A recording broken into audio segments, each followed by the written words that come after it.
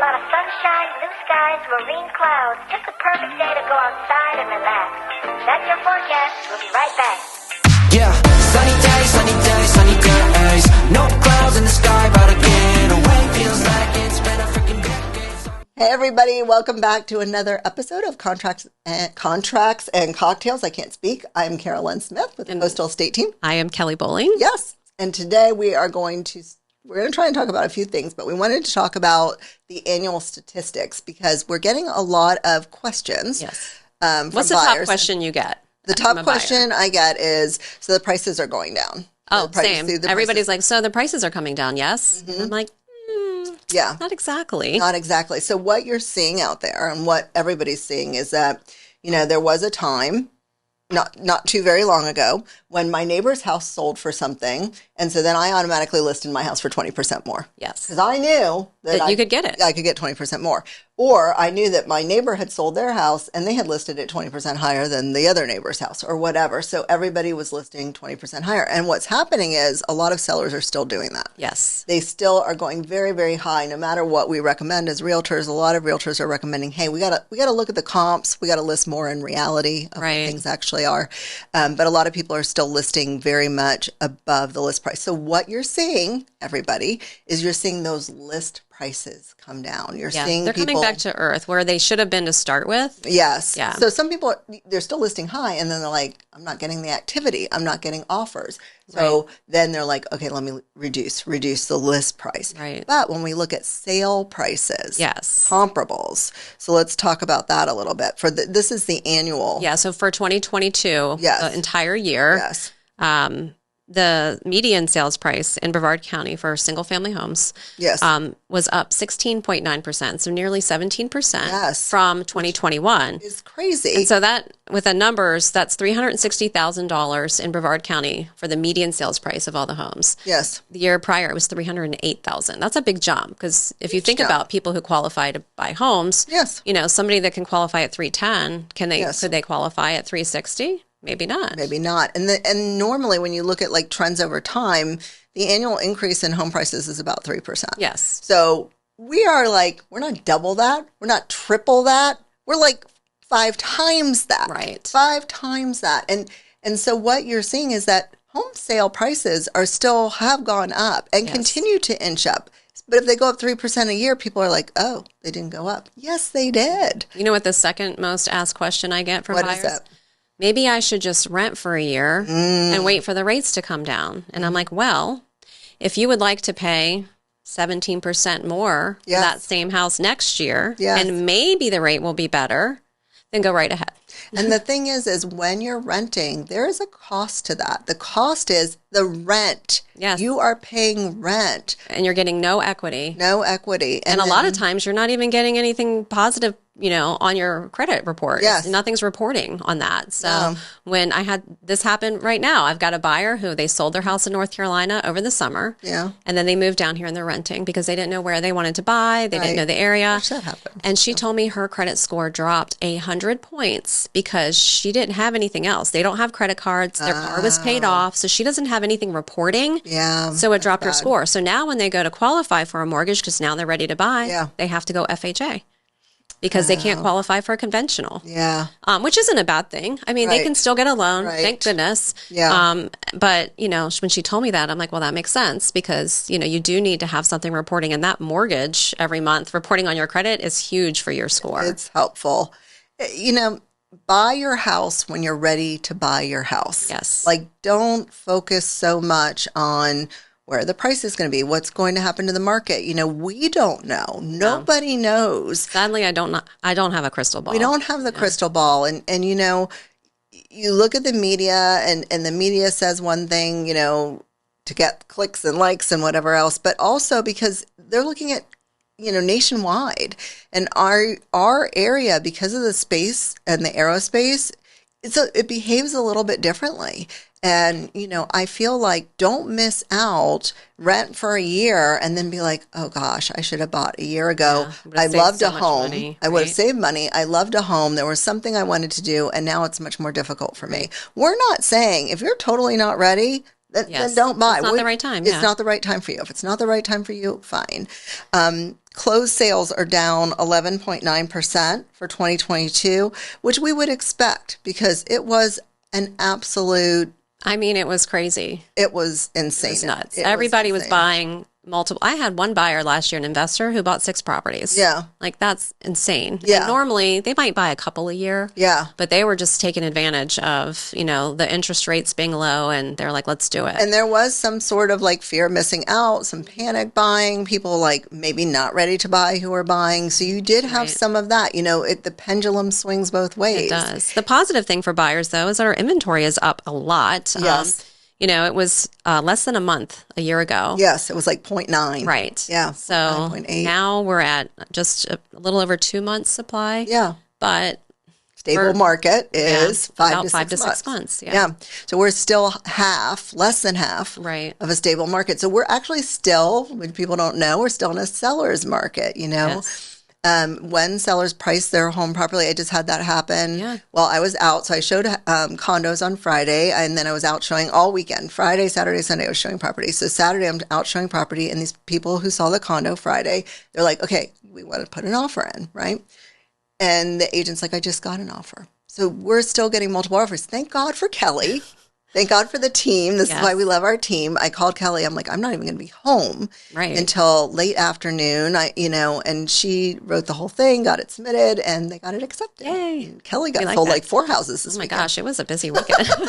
Thank goodness. Yeah.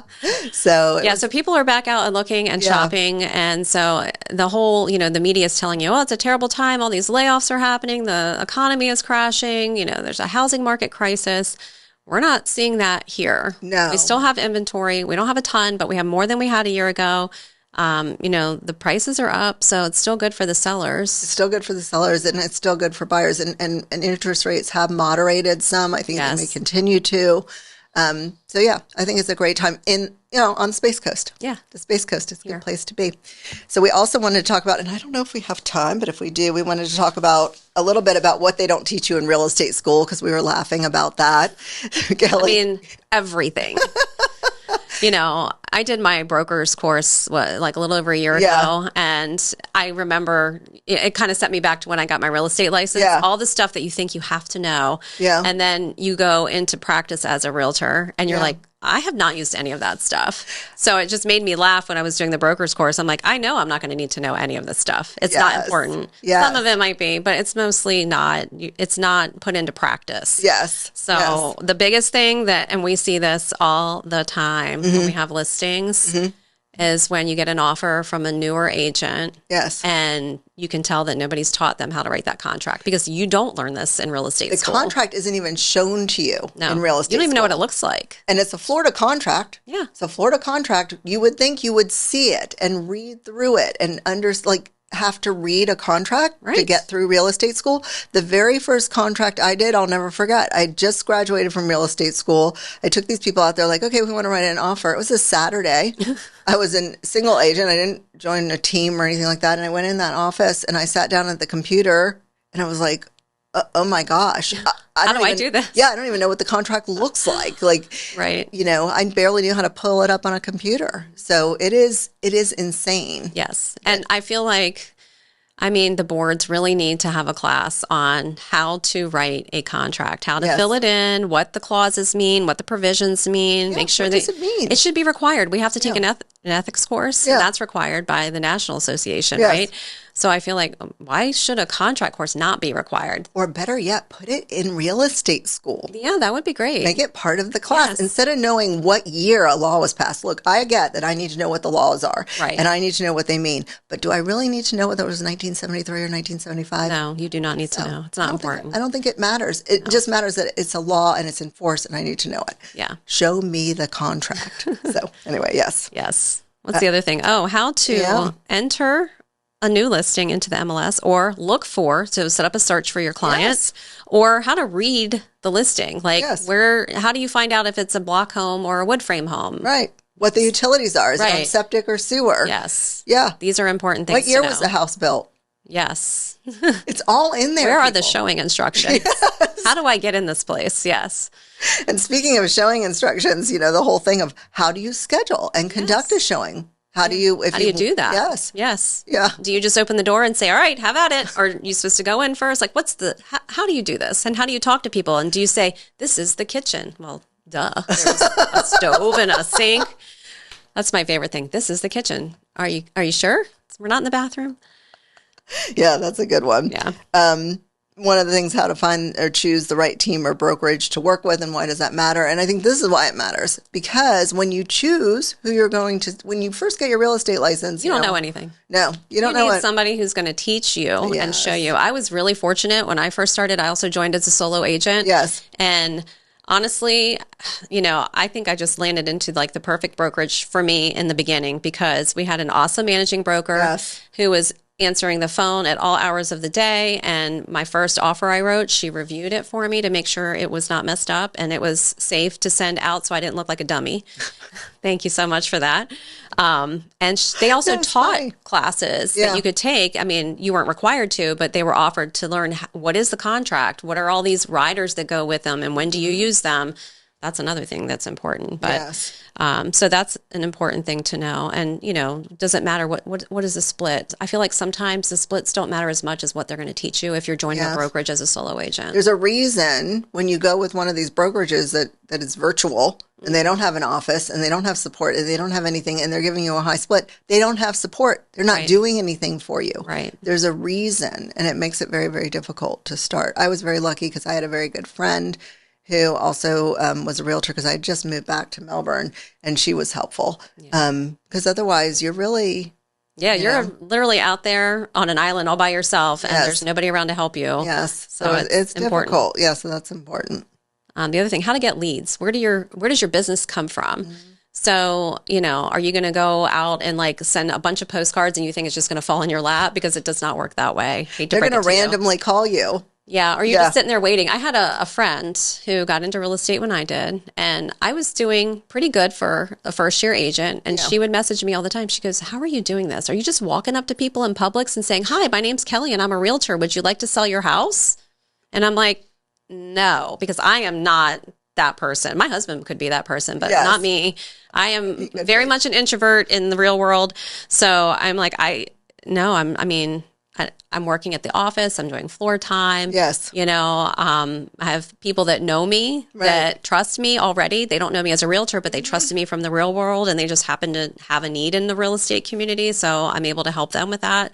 And I feel like it just kind of spirals from there. Yes. So learning how to follow up, learning how to, work your sphere, work your referral base. These things are important. Yeah. But the right team or the right brokerage, they've been doing this for a long time. So they have systems in place, like, where they're getting their leads from. They're paying for them most of the time, and then they have repeat business, referral business, things like that. So, so super important. Yeah. Oh my gosh, this is my favorite one. What, the transaction timelines? Yes. Transaction timelines, and why are they important? Yeah. So what do you do first? Like after let's say you write the offer successfully and you don't look like a dummy and it gets accepted.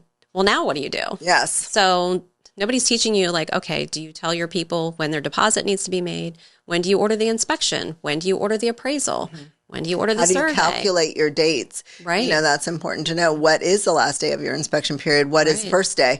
The thing is that, and I feel like it's so critical, is that a lot of agents are running around without procedures, without checklists. And, I'm a little anal. I have a lot of policies, procedures, checklists, but those things keep you and your client out of trouble. Yes, they do, for sure. And they're so critical, and you need to know those things. And it isn't taught to you in real estate school. No. Yeah. How to negotiate repairs and credits or offers, negotiation. Yeah. Just that skill alone, instead of just, you're not going into the grocery store and buying something off the shelf, right? And paying that price for it. A lot of times you're negotiating on price. You're negotiating terms. Mm-hmm. I had one over the weekend. The buyer is going to be a cash buyer, but he needs to sell his house first. And so we had that written into the offer, and they wanted it gone. And I'm like, sorry, it's a no-go. Like we went just back and forth, back and forth, back and forth, until finally the seller was like, okay, fine, we'll take it. Right. And, if I were that listing agent, I would have been like, fine, we'll take your home sale contingency with the kick-out clause. And do you know they did not put that on there? Oh, they did not put that on there? and it's not closing for like 2 months. So, I mean, that's interesting. But, well, I mean, I'm representing the buyer, not the seller. So that's not my job to worry about the other side. And I know my buyer loves the house, so I'm not really concerned. But, negotiating things like that. And then on inspections when they're bad, you need things done. Yes. All the things about negotiation, they just aren't taught to you. The right things to say, the right way to talk to your client. These real estate school is about the dates, the laws, the this, the that, memorization. Also, a big section on how to do mortgages. Last I checked, there's a mortgage person, and they handle that. And I might need to know some basics, but not to the level that they are wanting you to know. And also, I don't want to get involved in that. It's none of my business. No. There's other people who are experts in that. We leave it to them. Yeah. How to overcome objections and that same thing. Like when somebody has an objection, a lot of times people are just nervous. Oh yeah. And sometimes people just need things explained to them in a different way. So, they're stuck at a number on an offer they want to make, and you're running the comps and you know that it's worth up to this amount, and they're really having a hard time getting there. Sometimes if you can just say, look, you were talking about $40 a month on your mortgage, or breaking it down to them in that kind of language that they're like, wow, that's it. Right. Because a lot of times that number seems so big and so far apart to them. Yes. But if you can break it down into smaller terms, then people are like, oh, okay, yeah. I have a client, short story, I'll make it short, but I have a client years and years ago, and she was out of town, and he was here looking at houses, and he wanted to make an offer on a house, and we were $5,000 apart. And it wasn't an expensive house. It was an expensive house. And she was like, I won't pay that. And she's out of town. Right. So finally the husband puts me on the phone with her, and I said, Debbie, do you really want to pay $5,000 less so you can live behind Walmart? It was just, we had gotten to be friends. But anyway, because the other house she was looking at was behind the Walmart. Okay. So she's like, yeah, no. And I'm like, okay, let's put this to bed. But sometimes you need to look at it. You get so wrapped up in like, I don't want to pay that $5,000. And really, do you want to lose the house for that? Yeah, this is true. We don't want to try and force you to do something you don't want to do. But sometimes you need to say something to make people go, oh, wait, yeah, I'm stuck on this, and that's not what I need to be stuck on. And well, that brings you to the last one, which is like how to deal with people and different personalities. So, you're used to your friend group or your peers, your other colleagues from another job you had. Yeah. And if you didn't like somebody, you didn't necessarily have to carry on with them. But when you get a client, and you're trying to work for them, they're going to have all kinds of personalities, and they're going to have mental breakdowns, and they're going to be frustrated with life, and they're going to take it out on you. And you have to be able to be like, rational and calm and even keeled, and not like, bark back when they bark at you, and just kind of sit there and say, okay. And sometimes, we have a lot of engineers here, ton of engineers. It's engineer world. And they need facts and figures and statistics and things explained in a different way than maybe, the person who's artistic and super creative and doesn't care about all those facts and figures. They want to know, they're spiritual, and they want to walk in the house and the house speaks to them. Right. Yes. They're doing it on a feeling, not on like the data. Yeah. Right. Yeah. So you have to learn how to like shift yourself to work with those people. And really, these are classes that should be part of getting your real estate license. What's a really good source to learn, like especially like the negotiation stuff? Masterclass. That guy Chris Voss. Like the top negotiator. Yeah. He has one on there. He's really good. I'm doing a masterclass right now. If y'all haven't done masterclass, they run deals too. But masterclass is good. You can get a year membership, and you can learn from all kinds of people, all kinds of things. Yes. It is cool. It is cool. Yeah. All right. So that's it for today. Yeah. That's it. Well, we will see you next time. If you have any real estate questions, you're ready to buy, you're ready to sell, you just whatever, give us a call, 321-422-2160, or email us, hello@coastalestateteam.com. We're looking forward to hearing from you, and hit the subscribe button. Yes. There's a little red play button on every video. Yeah. You can click it anytime. Yes. And you can subscribe and watch us all the time. And then find us on TikTok. Find us on TikTok. That's right. Oh, yeah. All right. See you next time. Cheers. Cheers. Weather forecast today. Today's forecast, a lot of sunshine, blue skies, marine clouds. Just a perfect day to go outside and relax. That's your forecast. We'll be right back. Yeah.